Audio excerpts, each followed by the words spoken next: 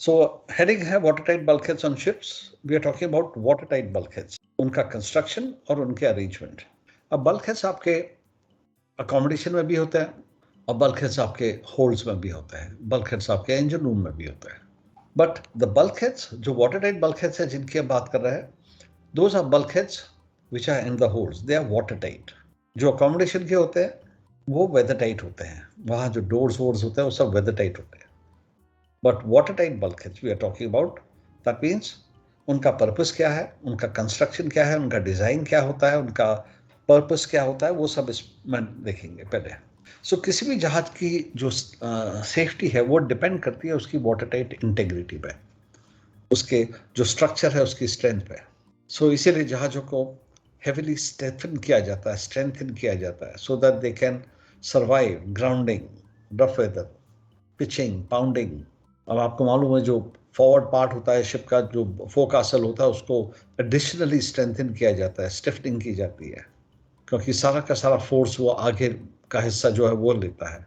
Pitching हो रही है तो वहाँ हो रही है, कोई स्वेल आता है तो पहले उधर ही आता है। That is the area which takes the maximum brunt of the rough weather.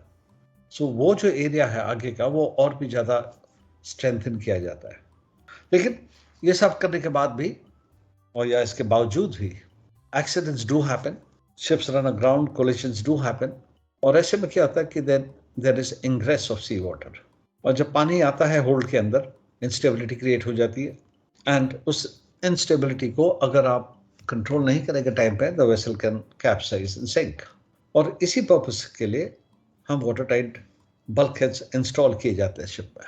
Now water tight bulkheads are usually starting from the tank top up to the uppermost continuous deck, जिसको हम फ्री बोर्ड डेक बोलते हैं या main deck बोलते हैं on cargo ships. Passenger ships में थोड़ा different है, बट ऑन कार्गो शिप्स जो मेन डेक है आपका, द अपरमोस्ट कंटिन्यूअस डेक, जहाँ पे आपके जो बल्कहेड्स हैं नीचे से स्टार्ट होते हैं टैंक टॉप से और पूरा ऊपर तक आते हैं मेन डेक तक, and they are watertight. If one compartment gets flooded, these watertight bulkheads, ये ट्रांसवर्स वाटर टाइट बल्कहेड्स होते हैं, they prevent the ingress of sea water into other compartments, thereby preventing capsize. नहीं तो एक से दूसरे तीसरे जाएगा तो obviously capsize कर जाएगा। What are bulkheads? They are vertically designed, vertical होते हैं, walls or divisions within the ship's structure, starting from the double bottom tank up to the upper main deck. Okay, now what we will do here to make things easy, we will assume कि आप जिस कमरे में बैठे हैं उसको hold समझ लीजिए कि आप होल्ड के अंदर बैठे हैं। जो फर्श है वो आपका टैंक टॉप है, उसके नीचे डबल बॉटम टैंक है। जो छत है आपकी वो मेन डेक की छत है। जो आपके आगे पीछे जो वॉल्स है वो आपके बल्कहेड्स हो गए और साइड में शिप साइड हो गई। सो जिस कमरे में आप बैठे हैं उसको अज्यूम कीजिए वो एक वाटर टाइट कंपार्टमेंट है।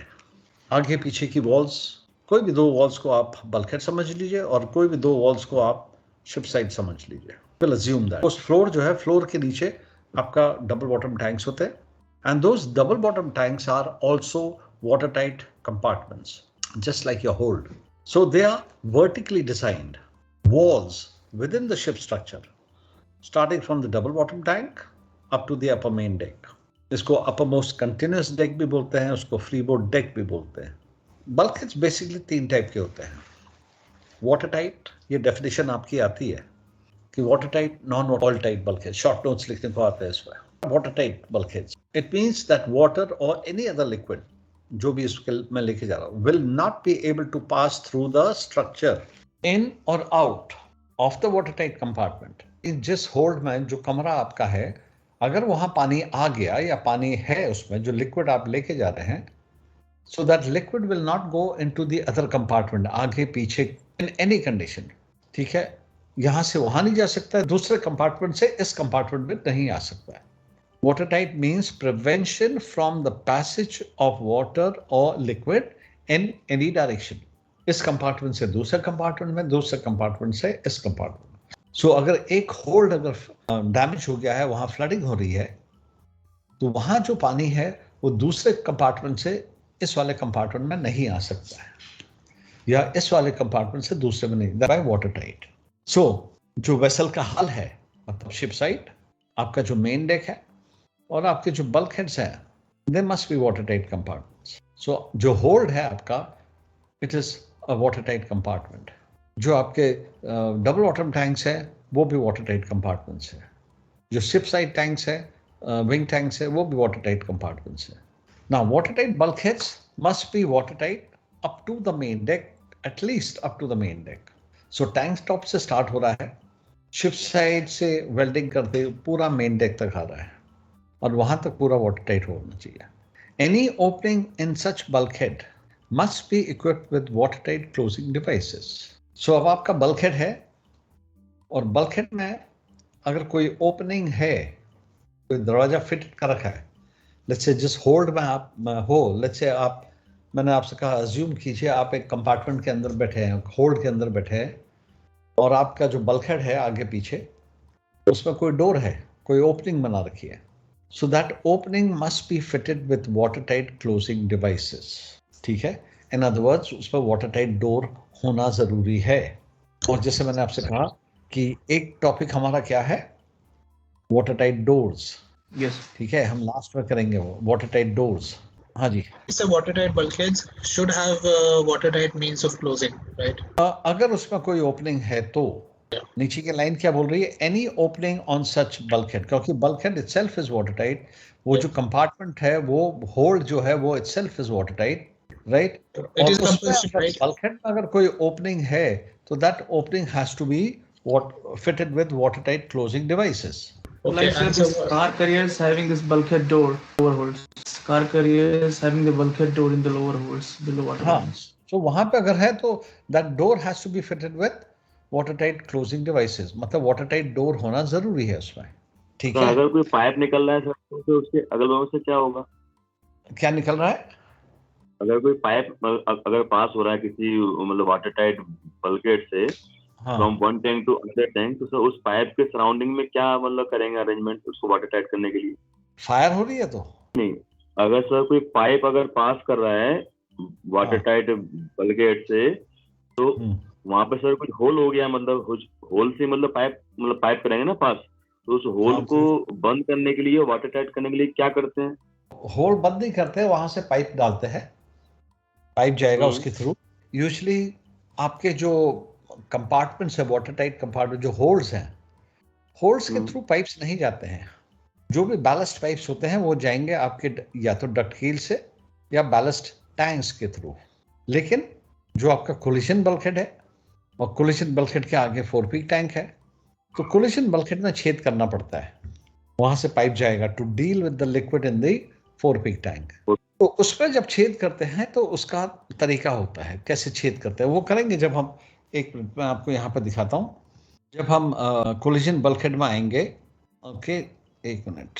सब जो क्वेश्चंस आप बोल रहे हो ना वो सब हो जाएगा, ये जैसे दिख रहा है। फिर collision bulkhead, arrangement of water tight, collision bulkhead कहाँ पे होना चाहिए, और ये आ गया आपका कोलिशन बल्कहेड। ठीक है, लोकेशन ऑफ कोलिशन बल्कहेड।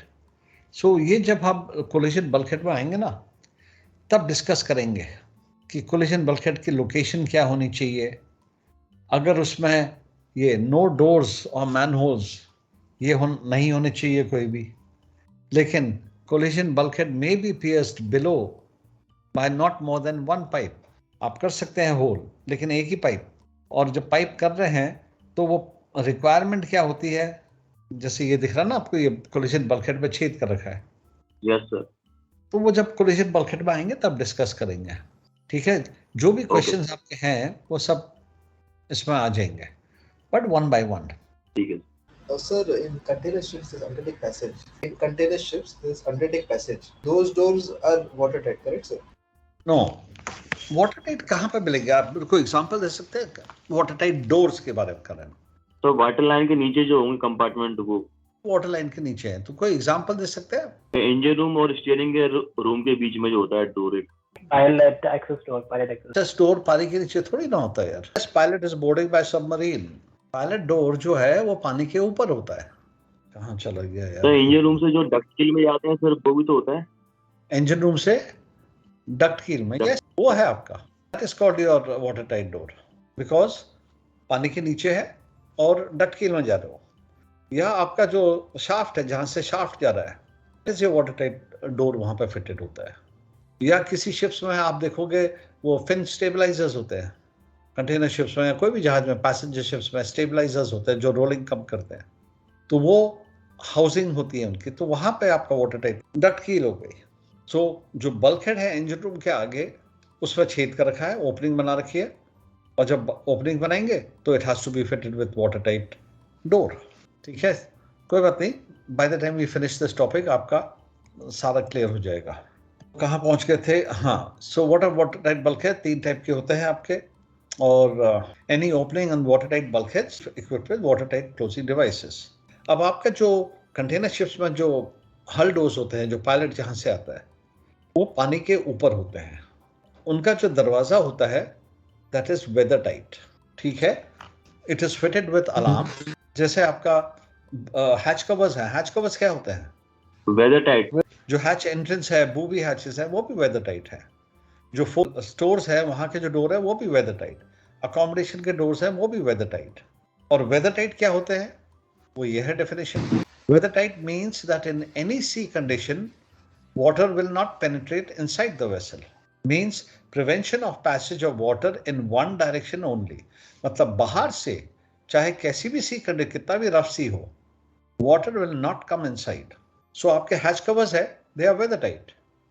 मतलब कितनी भी rolling, pitching, shipping seas, rain हो रही है, पानी को अंदर नहीं जाना चाहिए, बाहर से अंदर नहीं आना चाहिए। हैच कवर्स है, that is weather tight. Water tight, water tight means in both direction. Windows, port holes, ये सब वेदर टाइट क्लोजिंग डिवाइसेस होती है इसमें। जी सर, ये जो अभी कोई पूछ रहा था कंटेनर पे जो होता है अंडर डेक पैसेज, वो भी वाटर टाइट होता है सर? क्योंकि वो आगे से पीछे तक जाता है ना, तो जो वाटर टाइट जो बल्कहेड है वो तो सेंटर में है कार्गो होल्ड की जगह, पर जो साइड में जो अंडर डेक पैसेज है उसमें ही वो वाटर टाइट डोर होते हैं सर? हाँ सर, मैं ज्यादातर अपने 24-25 साल के उस पर करीब 22 साल में कंटेनर शिप में ही मास्टर रहा हूँ सर। तो 24-25 में से 2 साल, 1.5 साल मैंने बल्कहेड रेस में निकाले होंगे, बाकी मेजॉरिटी ऑफ द टाइम मैं इसी में रहा हूँ कंटेनर शिप्स में। मैंने भी जाके चेक, उसमें वाटर टाइट ही था सर वो। अब उसमें जो डोर होता है is above the water line, but it is fitted with devices which are equally water tight. उसमें भी आपका इंडिकेशन रहता है कि वो बंद है या खुला है।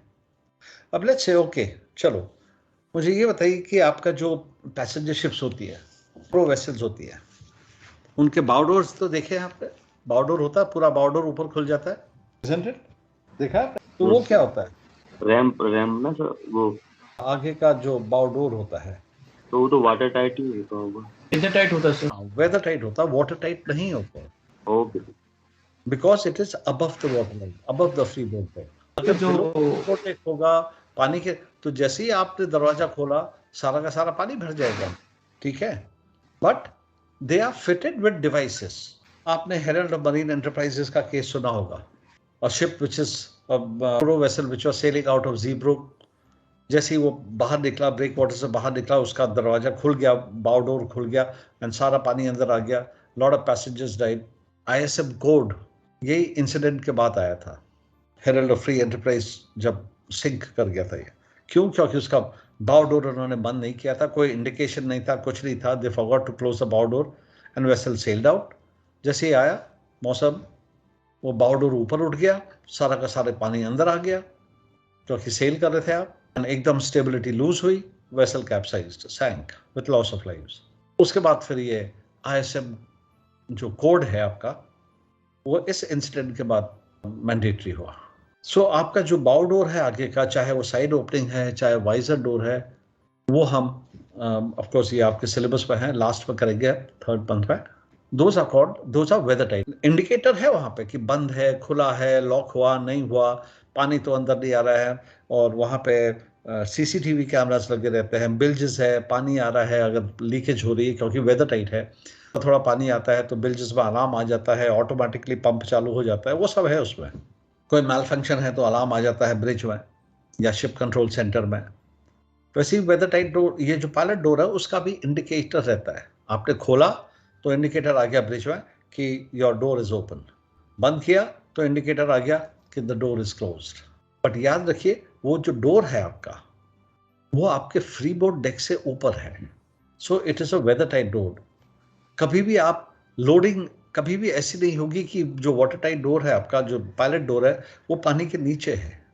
अगर वो पानी के नीचे होगा तो पायलट बोर्ड कैसे करेगा?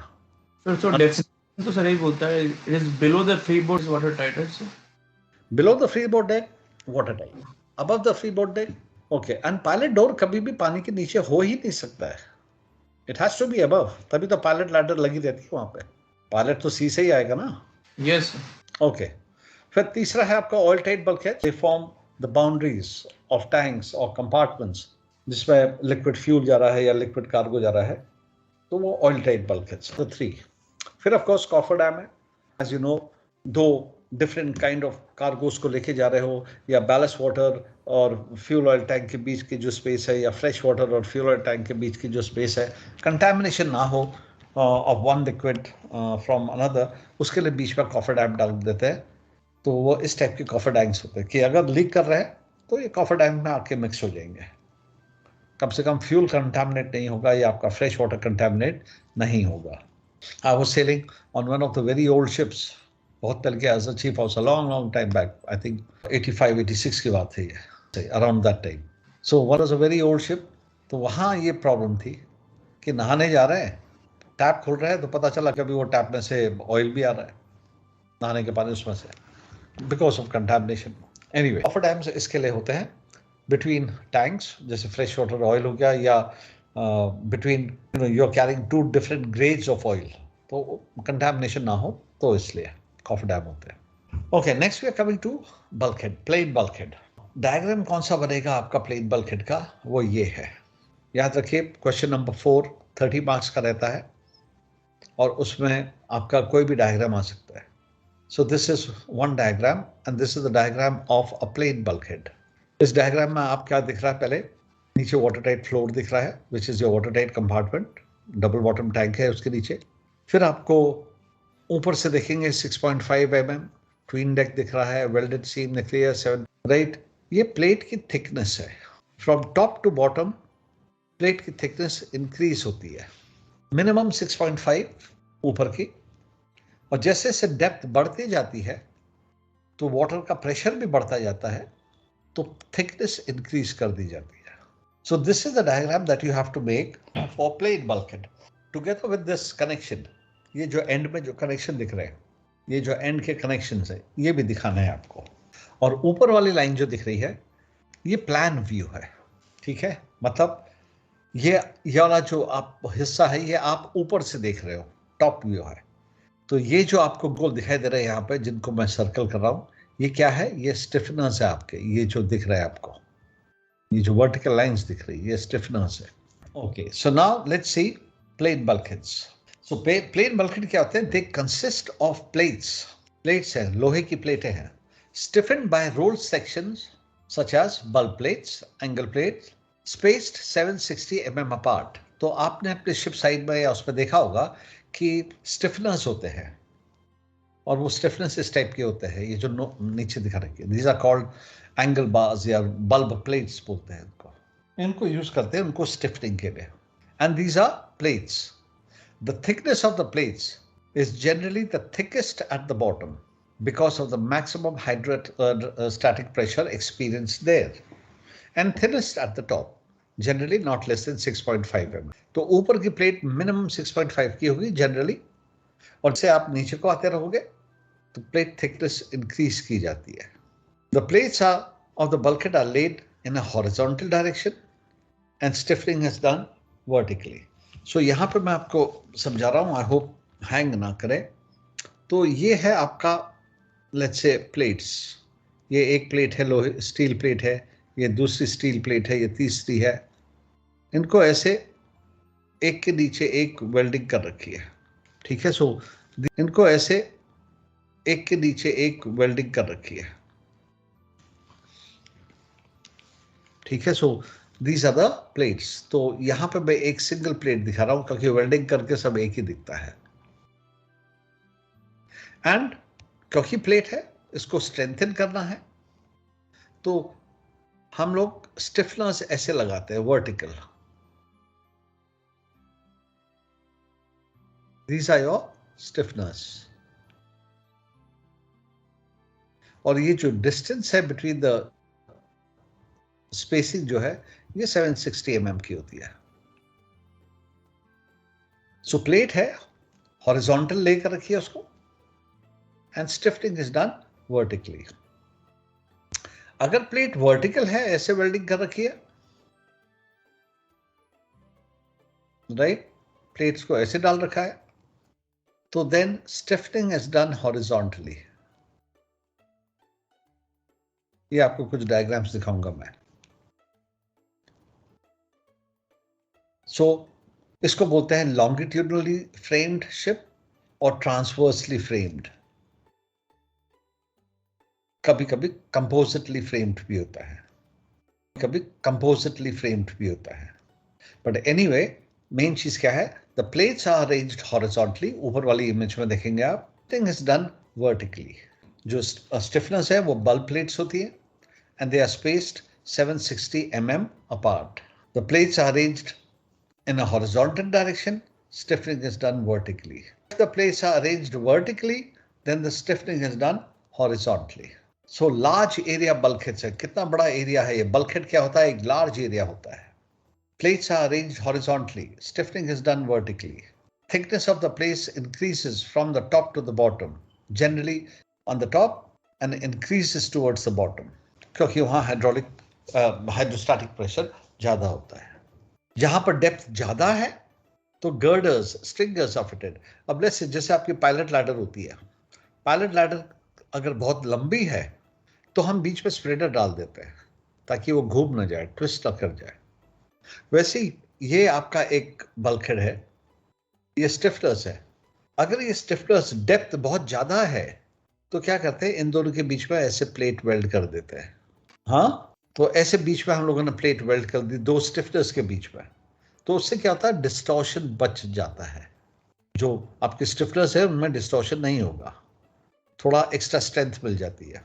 Right, so that was your plane bulkhead. This plate was welded between the stiffeners, right? हाँ, बिटवीन द स्टिफनर्स एक प्लेट डाल देते हैं. उससे क्या होता है, स्ट्रेंथन हो जाता है. ठीक है, जैसे आपने कार्गो टैंक्स में, अगर टैंकर्स में काम किया है, बड़े जो टैंकर्स होते हैं तो क्रॉस टाइज बोलते हैं उसमें, क्योंकि टैंक बहुत डीप हो जाता है तो क्रॉस टाइज डाल देते हैं. और क्रॉस टाइज डालने से क्या होता है, एडिशनल स्टिफनिंग मिल जाती है, स्ट्रेंथ थोड़ी सी एक्स्ट्रा हो जाती है.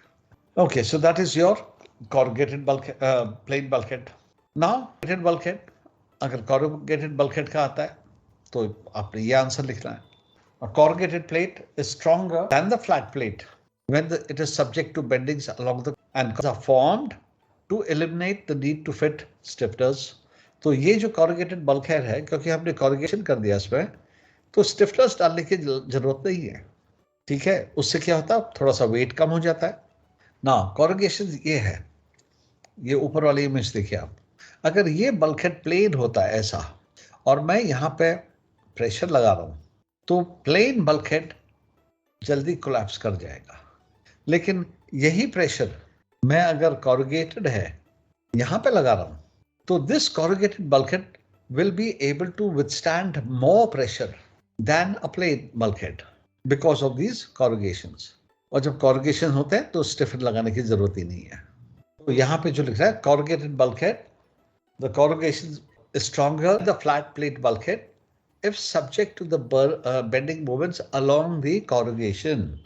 So यहाँ पे अगर आप force लगाएंगे, यहाँ पे weight डालेंगे, so this bulkhead will be able to withstand more pressure, more force than a plain bulkhead because of those corrugations. And corrugations की वजह से क्या होता है, you don't have to fit stiffeners, resulting in saving of steel, weight and cost. अब देखिए यहाँ पे ये फ्रेमिंग कैसे कर रखी है, longitudinal framing है, मतलब frames are running 4.5 डायरेक्शन में. That means plate कैसी है, vertical plates होंगे ऐसे. So here the framing is done longitudinally. यहाँ पे देखिए corrugations कैसे है, horizontal है. Why? Because the plates are welded vertically. ठीक है?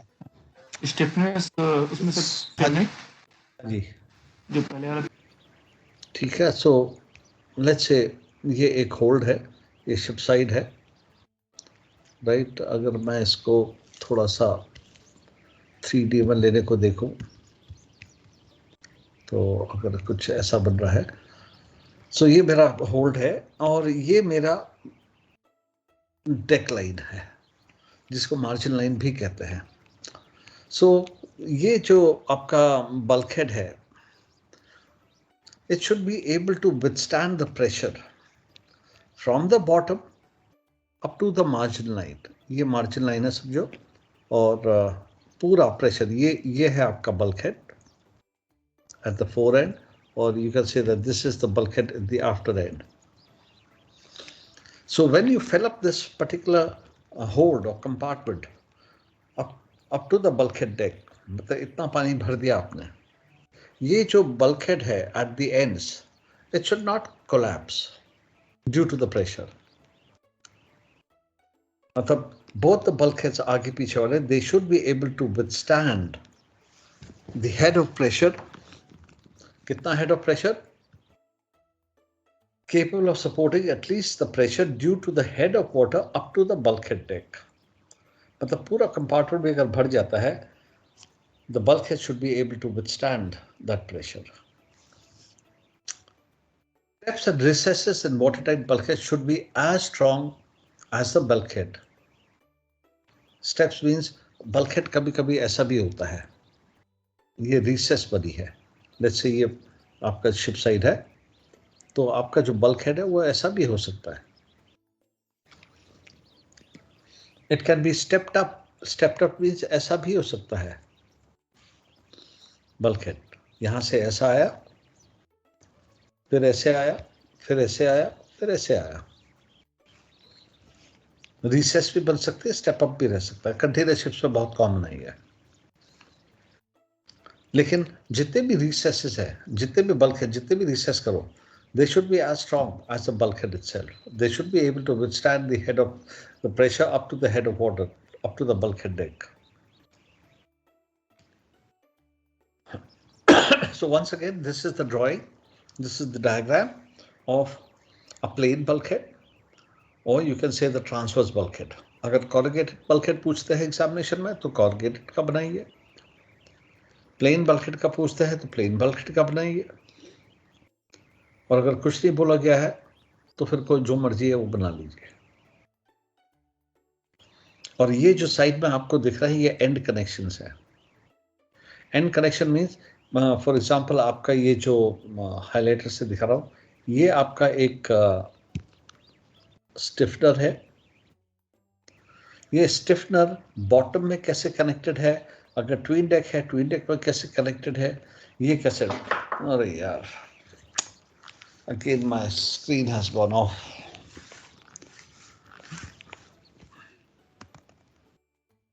यही चक्कर होता है सर कि जैसे ही मैंने इसमें टच स्क्रीन यूज करता हूँ ना, गड़बड़ हो जाती है.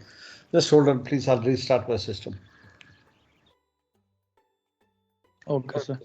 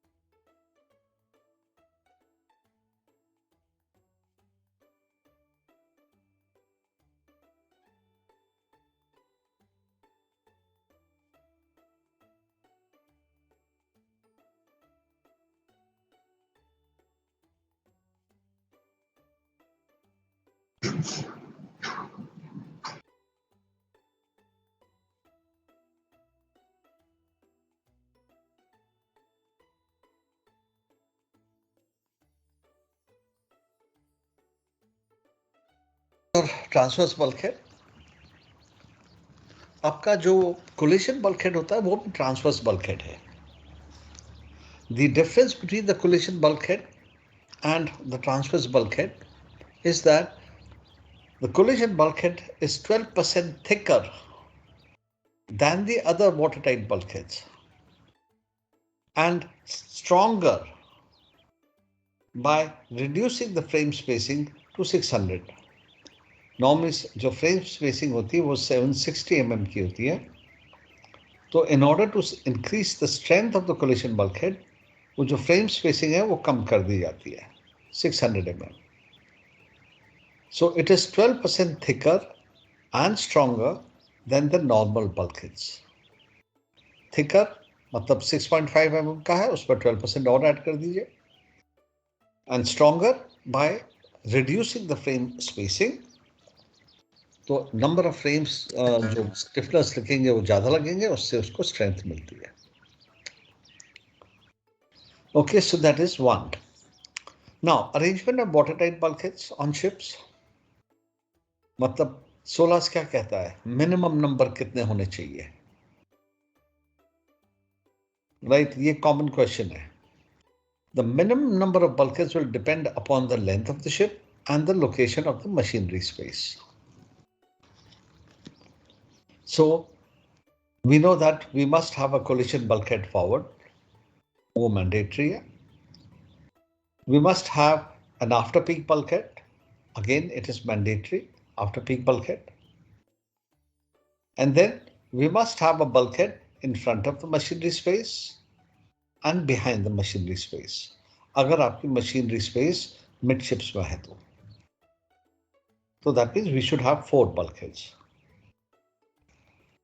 अगर machinery space is located aft, then we have one collision bulkhead, we have one after peak bulkhead, and we have one bulkhead in front of the machinery space.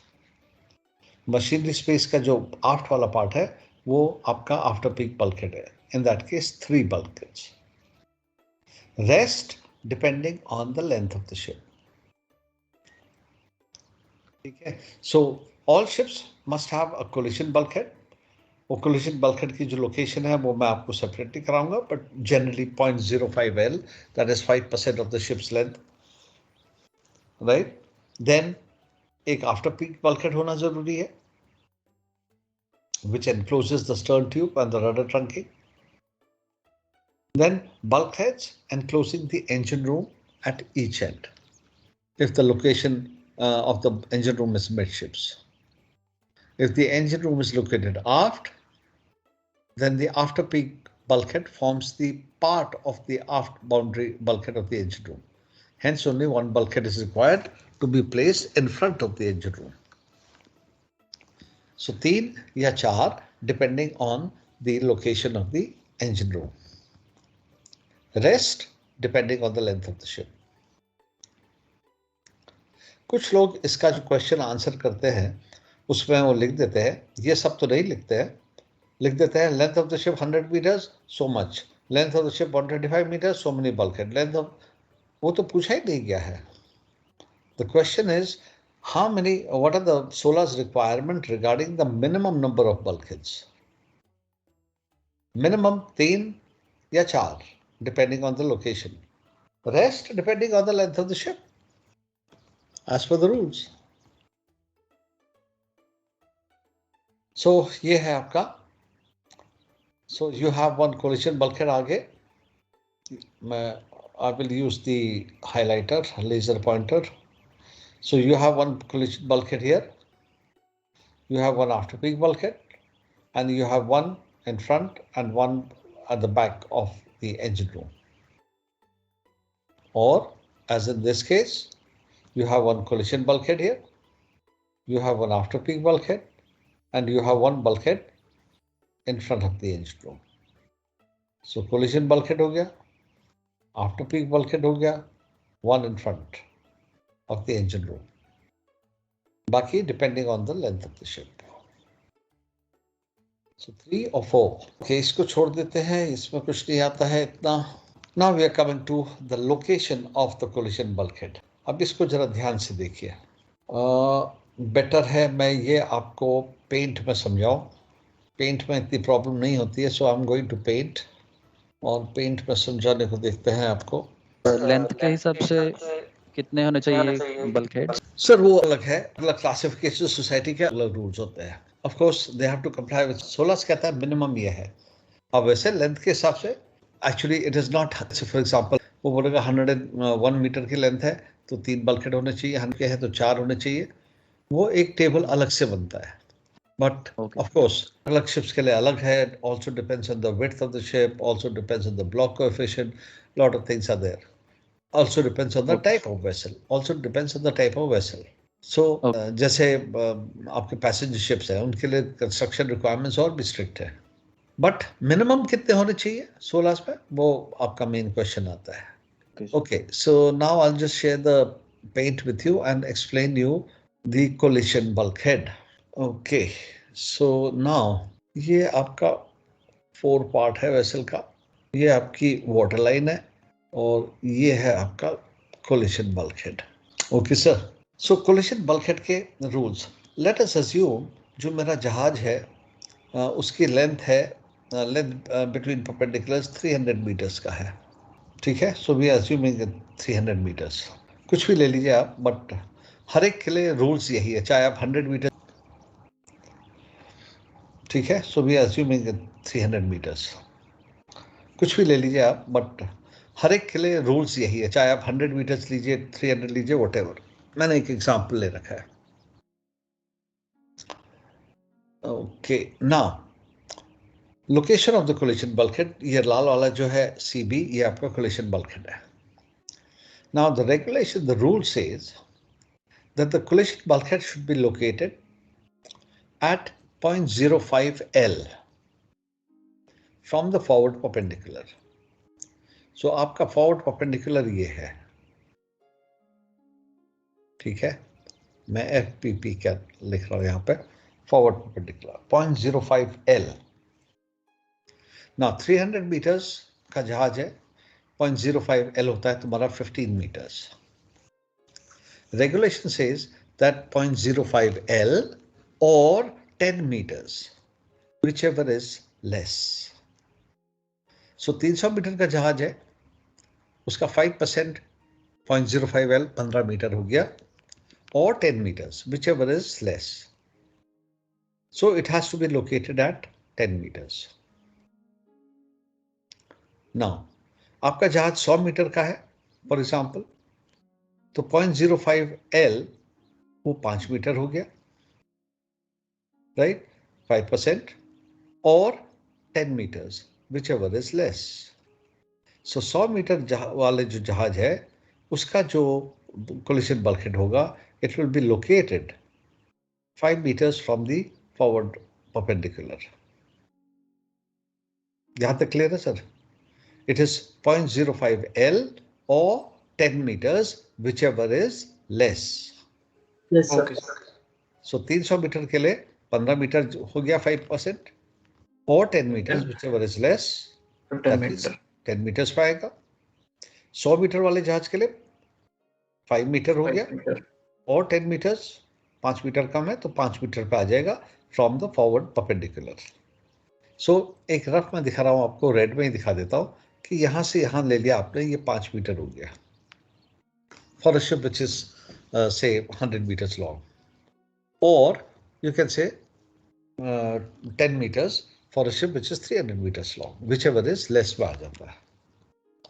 Okay, ये तो एक पार्ट है। Administration may allow fitting of the collision bulkhead, right? May allow, किस position में? At 5% या 0.05 L कर देता हूं, plus 3 meters, or 0.08 L, whichever is higher. पहला तो हमने कहा था 0.05 L और 10 meters, यहां पे होना चाहिए whichever is less. Second condition वो डालता है कि administration means your flag state may allow fitting of the collision bulkhead at 0.05 L plus 3 meters, तो 0.05 L for 300 meters कितना हो गया? 15 metre plus 3 meters, which is 18 meters, or 0.08 L, that is 24 meters, whichever is higher from the forward perpendicular. Clear है? तो आप 24 metre तक जा सकते हैं अगर आपका एडमिनिस्ट्रेशन आपको अलाउ करे from the forward perpendicular. So पहला तो ये हो गया. सो ध्यान दीजिए, this is a question, location of the collision bulkhead, कि कहां पे होनी चाहिए उसकी लोकेशन. So 1.05 L or 10 meters, whichever is less. An administration may allow fitting of the collision bulkhead at 0.05 L plus 3 meters or 0.08 L, whichever is greater or whichever is higher. ठीक है. सो ये आपका फॉरवर्ड परपेंडिकुलर है, वहां से आपने measurement कर लिया. अब एक कंडीशन और आ जाती है कि अगर आपके पास बल्बस बाव है, लेट्स से आपका बल्बस बाव कुछ ऐसा है,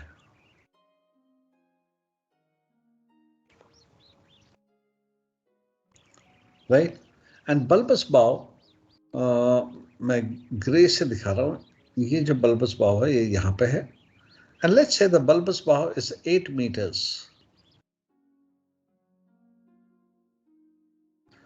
Extending forward of the forward perpendicular. जो बल्बस बाव है आपका, वो फॉरवर्ड परपेंडिकुलर से 8 मीटर आगे तक एक्सटेंड कर रहा है.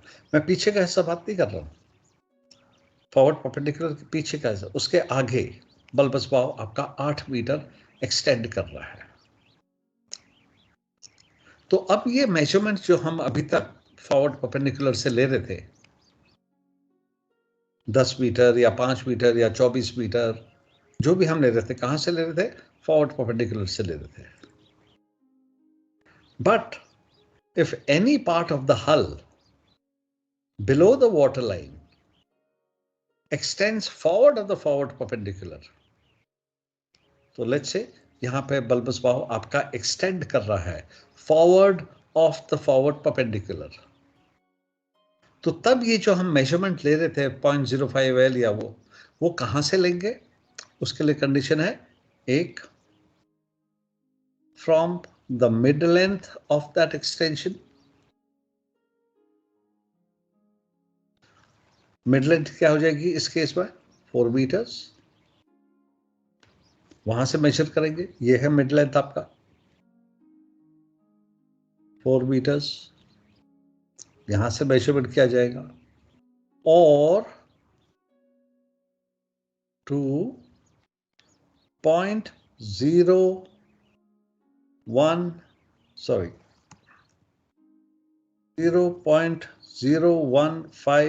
L forward of the forward perpendicular. अब आपका जहाज जो है 300 मीटर का है, तो 0.015 L मतलब 1.5% कितना हो जाएगा? 4.5 meters. ठीक है. और 1, 2, 3 meters forward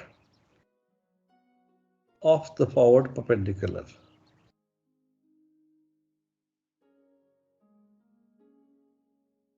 ठीक है. Whichever gives the least reading. So ये कंडीशन आ गई. If any part of the hull below the water line extends forward of the forward perpendicular, तो वो जो मेजरमेंट हम कर रहे थे अभी तक फॉरवर्ड परपेंडिकुलर से, वो अब कहां से किए जाएंगे? फ्रॉम द मिड लेंथ और 0.015 L or 3 meters forward of the forward perpendicular, whichever gives the least measurement. So इस केस में जो लीस्ट मेजरमेंट है वो 3 मीटर है, तो 3 मीटर कहाँ पे आ जाएगा? मैं येलो से मस्टर्ड से दिखा रहा हूँ। लेट्स से ये 3 मीटर यहाँ आ जाता है, क्योंकि मिड लेंथ 4 हो गया, तो यहां से लिया जाएगा। कहां से? जहां पे आपका 3 metre, this is 3 meters forward of the forward perpendicular, because that is giving the least reading. Clear है sir? Yes, sir. Okay. Yes, sir. इसी को थोड़ा मैं क्लियर करता हूं। लेट्स से ये फॉरवर्ड परपेंडिकुलर है और ये आपका बल्बस बाव है। लेट्स से ये जो है आपका एक्सटेंशन जो है ये 4 मीटर का है, तो मिड लेंथ क्या हो जाएगी? 2 meters, True. Right. Mid length यहाँ पे राइट हैंड साइड पे मैं दिखा रहा हूं आपको ब्लैक से, ये 2 meters हो गया। 0.015 L कितना हो जाएगा? 4.5 ही रहेगा,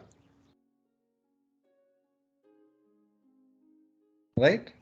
एंड 3 meters, वो 3 meters ही रहेगा। लीस्ट रीडिंग क्या है? 2 meters। तो मेजरमेंट कहां से किए जाएंगे? 2 meters से किया जाएगा। Whichever gives, इन तीनों में से जो लीस्ट मेजरमेंट देता है वहां से किया जाएगा। सो पहले हमने एग्जांपल 8 मीटर का लिया था एक्सटेंशन, तो मिड लेंथ 4 हो गई, 0.015 L 4.5 हो गया, या 3 meters। सो 3 मीटर सबसे कम था। अब हमारा एक्सटेंशन, हमने एक दूसरा एग्जांपल ले रहे हैं। एक्सटेंशन हमारा forward of the forward perpendicular 4 metre है, मिड लेंथ 2 हो गई, बाकी सब सेम है। तो whichever gives the least reading। हाँ जी sir, in case of tankers, like tankers में जो बल्बस बाव होता है दैट इज मतलब ज्यादा आगे प्रोजेक्शन नहीं होता sir, almost like forward perpendicular, then in that case also we have to take into account. Yes, अगर एकदम फॉरवर्ड परपेंडिकुलर पे है तब तो फिर फॉरवर्ड परपेंडिकुलर ही समझो आप, क्योंकि हम किसकी बात कर रहे हैं? If any part of the hull below the water line extends forward of the forward perpendicular. अगर आपका बल्बस बाव फॉरवर्ड परपेंडिकुलर के आगे नहीं जा रहा है तो नहीं।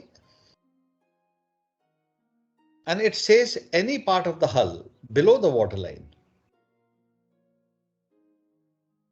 सो कोई जरूरी नहीं है कि बल्बस बाव हो, अगर कोई और चीज है, बट होता नहीं है। Extending forward, so let's say आपका जो बल्बस बाव है वो समझो 1 मीटर है, तो मिड लेंथ क्या हो जाएगी? 0.5। यही जहाज है, समझो 300 मीटर का लेंथ है, 1 मीटर फॉरवर्ड परपेंडिकुलर से आगे है, सिर्फ 1 मीटर, तो मिड लेंथ हो गई 50 सेंटीमीटर्स। 0.015 L 4.5 meters है। रेगुलेशन ये है, या तो मिड लेंथ लोगे, या 0.015 L लोगे, या 3 meters, whichever is the least। सो अगर आपका बल्बस बाव उसके पीछे है तो फिर वो फॉरवर्ड परपेंडिकुलर से लेंगे, but if it is extending forward of the forward perpendicular तो ये रेगुलेशन है। तो 1 मीटर आ गया तो ½ मीटर से आपने मेजरमेंट शुरू कर दी, और वहां से मेजरमेंट करके जो भी आएगा वहां पे आपने बल्कहेड, कोलिशन बल्कहेड लगा दिया।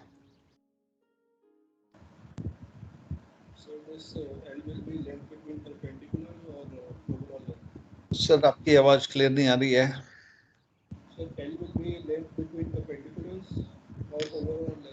No, it is length between perpendiculars. In case of the extension, then also length between perpendiculars. यार once again, आप कहाँ से बोल रहे हो? बैठे कहीं और हो? और in case of this extension, sir, extension ahead of the forward perpendicular, even then it is the length between perpendiculars. हाँ, ये जो एक्सटेंशन है ये तो फॉरवर्ड परपेंडिकुलर, ये जो हम जिसके एक्सटेंशन की बात कर रहे हैं It is forward of the forward perpendicular. और LBP की बात कर रहे हैं हम. आपकी LBP is length between perpendiculars when the vessel is loaded to her summer marks. Isn't it? LBP क्या होती है? Yes, sir. Understood. Okay. When you are loaded to your summer marks, वो आपकी immersed है, और जो water line है, that is your forward perpendicular. Sir. हाँ जी सर. सर ये बल्बस बाव या इस पे कुछ एक्सटेंशन होने से ये इक्वेशन चेंज क्यों करा, मतलब इससे कुछ स्ट्रेंथ पे फर्क पड़ेगा या नहीं, I really good question, but I do not know. तो ये भी नहीं बोल सकता कि फॉरवर्ड परपेंडिकुलर क्यों लेते हैं, क्योंकि मेन रीजन इज आपका जो लोड वाटर लाइन होती है, जो भी वाटर का हाइड्रोस्टैटिक प्रेशर पड़ता है वो उसी एरिया में पड़ता है which is below the water. Yes. Right. Now bulbous bow के होने से क्या होता है, ऑफ कोर्स थोड़े एडवांटेजेस है आपके. एक तो स्पीड अच्छी मिल जाती है आपको, रिजर्व बॉयंसी मिल जाती है, फ्यूल कंजम्पशन थोड़ा सा कम हो जाता है, पिचिंग पाउंडिंग में उसका फायदा हो जाता है, थोड़ा सा स्ट्रेसेस कम हो जाते हैं. तो मेजरमेंट फिर उन्होंने ले रखा, क्योंकि और of course underwater area बढ़ गया आपका थोड़ा सा. ठीक है. So in that case they have had this regulation. Why I am not very sure कि क्यों उन्होंने ये रूल बना रखा mid length and this thing. ठीक है. वो प्रॉब्ली एक्स्ट्रा मास्टर्स के लिए होगा. Okay sir. Excuse me sir. Sir collision aspect की वजह से दिखा होगा क्या? इसकी वजह से कोलिशन एस्पेक्ट से नहीं, यूजुअली ना जब हम लेंथ ओवरऑल की बात करते हैं तो आपका जो बल्बस बाव है it will rarely extend forward of your stem. Yes sir. Right. उसके पीछे ही रहेगा, उसके आगे नहीं रहेगा. सो लेंथ ओवरऑल की बात करते हैं तो लेंथ ओवरऑल आपकी स्टेम की रहती है. कोलिशन की बात करेंगे आप तो यस, कोलिशन अगर हो रहा है तो डैमेज कहाँ होता है? यूजुअली अगर आपका पास बल्बस बाव है तो stem and bulbous bow usually gets damaged. They take the maximum brunt of the collision अगर हेड ऑन कोलिशन है तो. Yes sir. तो उससे क्या होता है, अगर आपके पास बल्बस बाव नहीं है तो लार्जली जो डैमेज होता है it is above the water line. और अगर डैमेज हो भी गया और सी वाटर आ भी गया 4 पीक टैंक में, तो at least the collision bulkhead is there to prevent the ingress of sea water into other compartments. Yes sir. तो मे बी अब बल्बस बाव आ गया, वो भी वेट ले रहा है, कोलिशन का इंपैक्ट ले रहा है, तो इसलिए सीपी को थोड़ा और आगे कर दिया. या क्वाइट पॉसिबल. एंड दूसरा क्या है, आपको रिजर्व बॉयंसी भी मिल जाती है ना. ओके. सो ये क्लियर है सर? यस. एक और डाउट. Yes sir. और ये ही आपको करना है as far as collision bulkhead is concerned. Sir एक मिनट में आ रहा हूँ आपके पास, क्योंकि अक्सर गलती कर देते हैं लोग इस क्वेश्चन को आंसर करने में. क्वेश्चन पूछा गया है कोलिशन बल्कहेड के बारे में और लोग बना देते हैं डायग्राम और एक्सप्लेनेशन दे देते हैं 4 पीक टैंक के बारे में. ये जो एरिया है जिसको मैं अभी ऑरेंज से हाईलाइट कर रहा हूं, this is the area of the 4 peak tank. उसका कंस्ट्रक्शन अलग चीज है. We will do that when we come to that part of it. But अक्सर क्वेश्चन आंसर करने में यहीं पर गलती हो जाती है. Question is asking about the location of the collision bulkhead and people are drawing the diagram of the 4 peak tank. So obviously marks will not be there. So ये समझ में आ गया आपके लोकेशन उसकी कहाँ पे होनी चाहिए, मेजरमेंट कहाँ से करते हैं? Yes sir. हाँ. Okay. somebody was asking some question.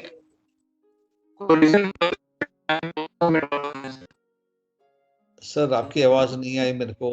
Sir can you hear me? या Sir, my question is slightly out of this box. I mean, I want to ask you that everything we are taking as length between perpendiculars, the L, and that is the length of water line length at summer draft, Correct. right, sir? But these are the construction specs, so these are specific. These are fixed. But sometimes the vessel, when we are having different drafts, different load lines, then what is taken for this length? See, everything is done according to the summer. Everything is done according to summer. अगर आप जिस zone में जाते हैं, then you comply with the requirements of the free board. जो free board requirements है, जैसे fresh water में चले गए आप, या ट्रॉपिकल्स में आ गए, या अटलांटिक में चले गए, या विंटर नॉर्थ अटलांटिक में चले गए, then that there you have to comply with the requirements of the free board. No, that I understand, sir. But when we are having different load lines, when the vessel is having 3 sets of load lines, or more than that, we are having completely different sets of load lines. At that, sometimes we change the marks, no, as per the requirement. Correct. So in that case, which is the you don't change the marks as per the requirement. Marks are already there. Yes. Paint the different load lines, no. हाँ, वही ना, आप जिस zone में हैं, आप उस zone के फ्री बोर्ड के रिक्वायरमेंट, ये जो आपके जो प्लिम्सोल मार्क्स हैं, वो क्या इंडिकेट करते हैं वहाँ पे? विंटर नॉर्थ अटलांटिक वगैरह क्या इंडिकेट कर रही है? That minimum freeboard required in that area. Minimum freeboard required because of weather conditions, because of sea spray, etc. उसके लिए आपको you have to comply with the freeboard requirements. लेकिन जहाँ तक length overall, वो तो आपके जहाज की वो ही रहेगी. Length overall will never change. Okay, sir. And length between perpendiculars is always taken for the summer draft. And दूसरा, length overall कहाँ से measure की जाती है? Extremities, extreme points. Like the stem or the bulbous bow, whichever is ahead and aftermost part of the vessel. ये किसकी बात कर रहे हैं आप? Length overall. और length between perpendiculars? Between the points at the forward and aft part where the water is touching when the vessel is loaded up to summer draft. अच्छा, forward में तो ठीक है, aft में कहाँ तक? Aft में at rudder stock. Correct. At the rudder stock तक लिया. तो जो rudder stock जो भी आपका summer free board है, rudder stock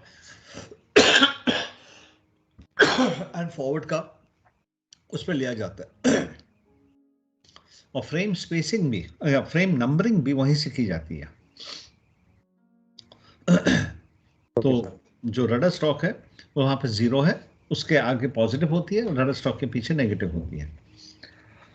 एनीवे, सो ये समझ के सर आप location of the collision bulkhead and not to confuse it with the 4P या 4 एंड कंस्ट्रक्शन, वो हम बाद में लेंगे इसी हफ्ते, इसी महीने लेंगे. हाँ जी सर, ये जो आपने कैलकुलेशन बताई थी अभी, जो फॉर एग्जांपल हमने 6 ले लिया, ये लेंथ आगे की जो है बल्बस बाव की, and 3 इसका हाफ आ गया. Then after that we will, for the calculation of this bulkhead, we will apply this formula which you have told us 0.05 L or this one. Then we will add that in 3 meters, right? नहीं, वो अलग चीज है. ये जो मैंने आपको बताया, जो बल्बस बाव को बताया है, ये 0.015 L या मिड लेंथ या 3 मीटर्स, ये तब है कि जब आपका कोई part of the hull is extending forward of the forward perpendicular.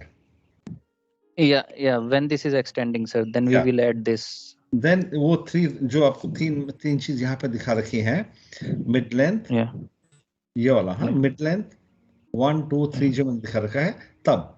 Yes, yeah. If you don't have a bulbous bow, below water line, right? Yes, below the water line. Below. आपका जरा बहुत म्यूजिकल बज रहा है, आवाज आ रही है, एक्कोइंग सी हो रही है. हाँ, बिलो द वाटर लाइन जो है, अगर आपके पास बल्बस बाव है ही नहीं तो ये 3 जो मैंने लिखे हैं ये अप्लाई नहीं करते हैं। Mid length 0.015 L, 3 meters forward of the forward perpendicular, ये अप्लाई करेगा ही नहीं अगर आपके पास कोई भी ऐसा हल्का कोई हिस्सा is not extending forward of the forward पर, तब आपके लिए सिर्फ ये रेगुलेशन है 0.05 L, ठीक है, राइट, ये है, और 0.05 L plus 3 meters और 0.08 L whichever is greater, whichever is higher, ये एडमिनिस्ट्रेशन अलाउ कर सकते। अदरवाइज क्या है, इट इज सिंपल 0.05 L और 10 meters, whichever is less।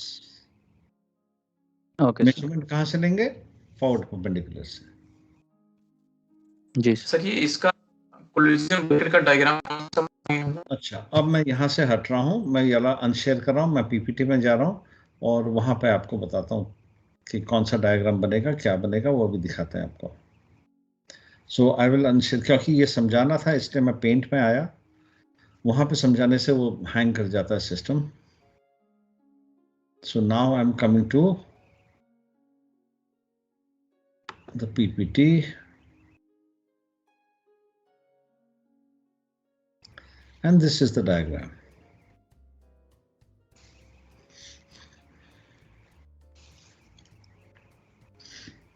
ठीक है, so now let us see this।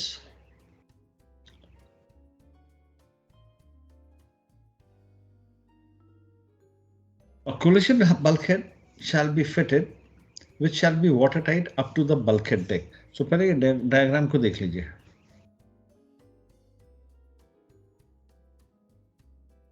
ठीक है, सबसे पहले नीचे क्या लिखा है, मिनिमम 0.05 L और 10 meters,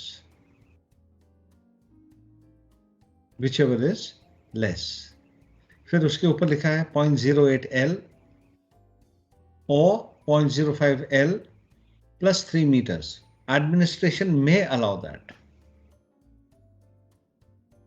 bulkhead to be fitted at 0.05 L plus 3 meters or 0.08 L, whichever is greater। अब आप डॉटेड लाइन में देखिए, वहां नीचे आपको बल्बस बाव भी दिखा रखा है, extension। So let's look at it here।